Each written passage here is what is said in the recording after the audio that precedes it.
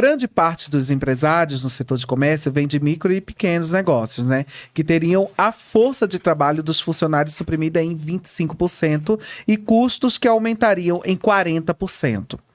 Vocês acham que muitas empresas não conseguiriam se adequar a isso, levando a uma queda de competição e ainda mais de produtividade? Mais ou menos o que a Lília falou. A gente tem... Você falou dessa questão, vocês falaram da questão da saúde do trabalhador. A gente tem hoje um número muito grande de pessoas com burnout. Sim. E o burnout tá atingindo muita gente. Isso é muito sério. Entrando nessa questão que eu fiz essa pergunta para vocês agora, e em seguida a saúde do trabalhador, eu queria que vocês explicassem isso pra gente, em relação, porque está crescendo muito sobre isso, a questão do burnout, né? Em relação a micro e pequenas empresas, com certeza vai, como a gente já falou anteriormente, fica muito difícil. Imagina você perder 25% do seu quadro de empregados e ter um custo de 40% além. Então você perde a sua mão de obra. E aqui, o que eu tô falando, não sou contra os empregados, tá? Tá. Só para deixar bem claro, eu acho que há possibilidade de fazer uma diminuição de jornada de trabalho. Acho que 40 horas semanais seriam essenciais. Discordando um pouco da Lília, que continua às 44, mas assim, por questão de saúde do empregado, por questão dele conseguir passar mais tempo com a família. Sim, seria saudável 40 horas semanais, no meu entendimento, tá? 36 horas vai muito além do que a gente tá acostumado. Porque quando a gente mudou de 48 horas para 44 horas semanais, teve esse problema, como o Dr. Vinícius falou, mas o Brasil conseguiu se ajustar. Quando você diminui, em vez de você diminuir mais 4 horas, você diminui 8 horas, não é só pensando no bem-estar do empregado, você tem que também pensar no bem-estar da empresa. Porque não existe, como eu falei, não existe empregado sem empresa. Se não tiver a empresa... Fecha essas empresas, micro e pequenas empresas. Se fechar 50% dessas micro e pequenas empresas, quanto de empregados, desempregados teremos? A sua área é trabalhista. Sim. Você deve chegar muita coisa no escritório. E uma delas em relação a essa questão do trabalhador em relação à saúde, a tudo isso. Sim. Hoje, a maioria das suas causas é por conta da saúde do trabalhador ou não? Não. É por conta de quê? Os maiores pedidos que chegam no escritório são horas extras, algum tipo de adicional, insalubridade ou periculosidade, que trabalha num ambiente perigoso ou insalubre. Sim. Isso é de praxe. Tem muita... Existe muito pedido rescisão indireta. O que seria rescisão indireta? A rescisão indireta é quando seria o empregado dando a justa causa para o empregador. Ele não tem os requisitos lá na CLT e, por exemplo, o que mais acontece é do empregador não recolher o FGTS dele. E daí ele teria direito de rescindir o contrato porque o FGTS dele não está sendo recolhido. Sim. Não está cumprindo uma obrigação do contrato de trabalho. Certo. Essa é o que mais... a maioria dos empregados, dos trabalhadores me procuram justamente verificando essa possibilidade de uma rescisão indireta. Isso é gravíssimo, porque é obrigação do empregador depositar todos os benefícios para o empregado.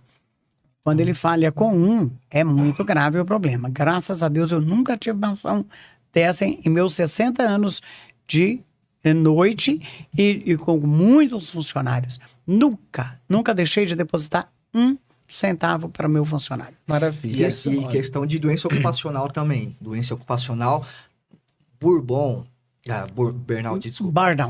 Burnout. Que costuma acontecer? Costuma acontecer quando você exige muito... Você tem metas a cumprir. Metas a cumprir. Quando tem metas a cumprir, costuma ter essa questão, porque é uma doença psicológica, né? É uma doença psicológica. Mas ela emenda com o da casa também. Ela é uma doença invisível, ninguém vê. Às vezes você está sofrendo, às vezes o empregado sofre disso e ele nem sabe que ele sofre disso. Entendi. Isso daí vai Mas- passar por um laudo mas- para descobrir se ele tem ou não a doença, passar por um laudo, por um médico. É Eu que sou- hoje se eu- fala eu Eu sou sobre um burnout, pouco né? contraditória desse caso, porque assim, existem pessoas que no trabalho tá linda, maravilhosa, feliz da vida. Chega em casa, é um transtorno total. Ela vai ter que lavar, passar, cozinhar, arrumar a casa, levar a bronca do marido, fazer não sei o quê, fazer não sei mais o quê. Então, a doença talvez não venha do trabalho. Vem da própria vida que a pessoa leva em casa. A vida lá é mais cobrada do que até no trabalho. E aí o que acontece? Põe a culpa na empresa, porque a empresa, ele está trabalhando na empresa, está com a carteira registrada. Põe a culpa na empresa. Mas, na verdade, assim, é um pouco do trabalho estressante que ela deve achar e um pouco também da vida turbulenta que ela deve levar em casa, que pode ser que leve essa vida, leva ao burnout. Eu tenho uma pergunta para te fazer, Lília. Você já Faça. salvou algum dos seus colaboradores de depressão, de violência doméstica? Muitas. Já aconteceu isso? Muitas, principalmente de violência doméstica. Todas as vezes que eu vejo um comportamento diferente de um funcionário principalmente as mulheres, uma funcionária, que eu vejo que ela entristeceu, que eu vejo que ela parou de render, parou de vender, parou de sorrir, eu chego para ela, o Ciro é o nosso coach lá, né? Então, ele conversa muito com os funcionários e nós ficamos sabendo de coisas absurdas que acontecem com elas. Como, por exemplo? E aí, por exemplo, chega em casa praticamente violentada em todos os seus direitos. Então ele diz, cadê minha roupa? Cadê minha comida? Por que você não fez ainda? Por que você chegou Agressão 10 minutos física, atrasado? tudo. Agressão física, tudo. Daí aonde nós costuramos essa ideia da pessoa, fala, olha, veja bem, preste atenção se isso não é você que está provocando, se é a pessoa que não tem jeito. E aí nós costuramos essa ideia. Não chegar de cara e falar, olha, cadê esse cara? Manda esse cara pro inferno. Não é assim. Nós temos que também entender os dois lados, como eu gostaria que o Congresso entendesse os dois lados. O lado do funcionário que eles querem beneficiar e o lado do empresário que tem que ser beneficiado. E do lado do empresário ninguém falou nada. Até agora, ninguém deu um benefício de meia hora. Ninguém, Olha, o ninguém empresário tem falou? que descansar meia hora por dia. Mentira! Não descansamos nem meia hora por dia. Ninguém falou sobre isso, Nada. doutor Vinícius? Nada, né, doutor Vinícius? Na verdade, a gente está muito no início da discussão, né? E aqui... Ainda não, mas vou falar que eu vou lá. O que está sendo discutido aqui é a saúde do empregado, né? A saúde de quem é hipossuficiente na relação de trabalho, ou seja, quem está abaixo, quem é o subordinado. Sim. Né? Então, hoje, o que a gente está discutindo, a questão do empregado. A gente está falando de burnout, que é uma exaustão profissional. Né? Mas com 8 horas ninguém fica com exaustão. Então, mas a gente. pessoa Não faz fica. 8 horas diárias. Não fica. Só que ela pode exaustão. fazer 2 horas extras. Exaustão dá 20 horas, vamos lá. 25. Vamos lá. A pessoa, ela faz 8 horas diárias, certo? Então, ali no meio vai ter 1 hora de intervalo para refeição e descanso. Tranquilo. Tem empresas que fazem com que o empregado faça mais 2 horas extras por dia, porque a lei permite. Então, a pessoa vai estar ali 11 horas no posto de trabalho. Mas ele vai ganhar por isso. Calma, mas a gente tá falando de saúde, não tá falando de dinheiro. Quem tá falando de dinheiro é empresário, a gente tá falando de saúde. O empregado tá falando disso. Aí vamos lá. Aí a pessoa, ela pega mais 2 horas para ir pro emprego e 2 horas para voltar. Imagina a pessoa que sai da Zona Leste no trem lotado, ou que vai até a Sé no trem lotado e vai para um extremo da capital, né? Vai da capital para São Bernardo. Então, assim, a gente tá falando desses extremos. E isso sim causa uma exaustão profissional. Como é que uma pessoa dessa, ela pode ter qualidade de vida? Eu quando eu fazia faculdade... Vou te contar uma história. Eu trabalhava, eu era estagiário e eu estagiava poucas horas, evidente, porque estagiário naquela época estagiava poucas horas. Mas tinha dia que eu chegava na porta da faculdade que eu falava assim, meu Deus, será que eu vou entrar? Será que eu dou conta? De exausto que eu tava. Né? Então, assim, hoje, o que eu tenho visto no meu escritório, uma demanda muito por horas extras, como o doutor Evandro falou, né? Teve uma empresa, eu peguei 50, uma empresa de transportes, eu peguei 50 reclamantes, 50 casos trabalhistas. As pessoas faziam banco de horas, o que é pior, porque o banco, a pessoa só goza o tempo, ela não recebe as horas extras, né? E essa empresa, ela tinha um banco de horas fictício, porque só existia no papel. Então, assim, a pessoa não gozava as horas, né? Então, olha para você ver o absurdo. Mas ficava lá. Ele ficava na empresa, ele trabalhava, mas ele não compensava. Ficava né? lá. Então, assim, você tem Não esses... pode. Você tem esses... Não deixa nem um minuto. Então, pelo que você fala dos seus empregados, né? Nem todo patrão é assim. Gente... Então nem todo empresário é assim. Então, a gente não pode... Por isso que eu falei inicialmente que a gente não pode penalizar os bons, né? E deixar que os maus vençam essa luta. Não há como. Hoje o que a Erika Hilton está propondo é uma questão interessante, é uma evolução pro Brasil, né? Você vai ter uma melhor qualidade de vida, um trabalho mais flexível, uma maior convivência com a família, com os filhos, esposas, marido, mais tempo de descanso, mais tempo para desenvolvimento pessoal. Hoje eu tava no cabeleireiro, na barbearia. Eu tava conversando, cabeleireiro também. Um abraço, viu? Maquiagem, você fez? Um abraço. E eu tava conversando com um rapaz que ele trabalha numa empresa da família, né? E ele falou pra mim, olha, eu só trabalho no período da tarde. Eu falei, e amanhã você faz o quê? Eu estudo. Faço faculdade de odontologia. Eu falei, poxa, que bacana. E se ele estivesse trabalhando das 8 às 5? Ou talvez fazendo uma jornada extra por dia de 2 horas, ou pegando um ônibus. Você entende? Porque o brasileiro, o brasileiro médio, ele é assim. Mas ele é esse cara lutador, que pega ônibus, que vai pra faculdade, que tem essa jornada, que passa 4, 5 anos fazendo isso. Lógico, é louvável. Mas e se isso fosse melhor pro trabalhador? Será que não seria mais interessante para uma saúde profissional? Você foi estudante, você hoje é um advogado brilhante, o doutor Evandro é muito consciente em tudo que ele está falando ali, muito legal, porque ele está nos colocando de pau a pau com o pedido da nobre deputada aí de trabalhar. É impossível trabalhar 4 dias e folgar 3 para a empresa. Ele está colocando que é importante para o funcionário, mas é impossível para a empresa. Doutor Vinícius, eu tenho uma turma de funcionários que trabalham rigorosamente 8 horas por dia. Só que depois dessas 8 horas por dia, eles vão para um bar, outro bar, um boteco.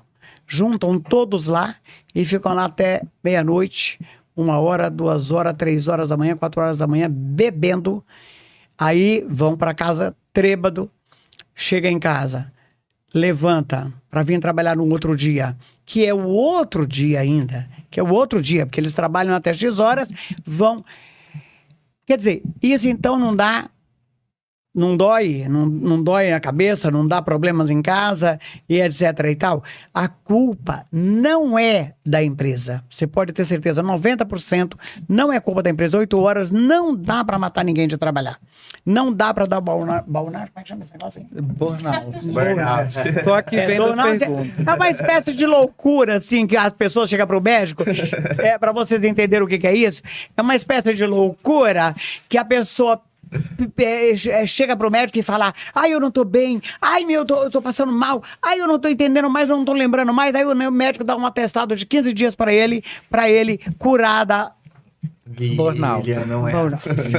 É assim. Como é, doutor? É difícil ter o diagnóstico dessa doença, justamente porque é uma doença invisível. Uma doença que trabalha... eu tô com isso. A depressão, né? Ela trabalha sua pressão. Então, não é tão fácil diagnosticar.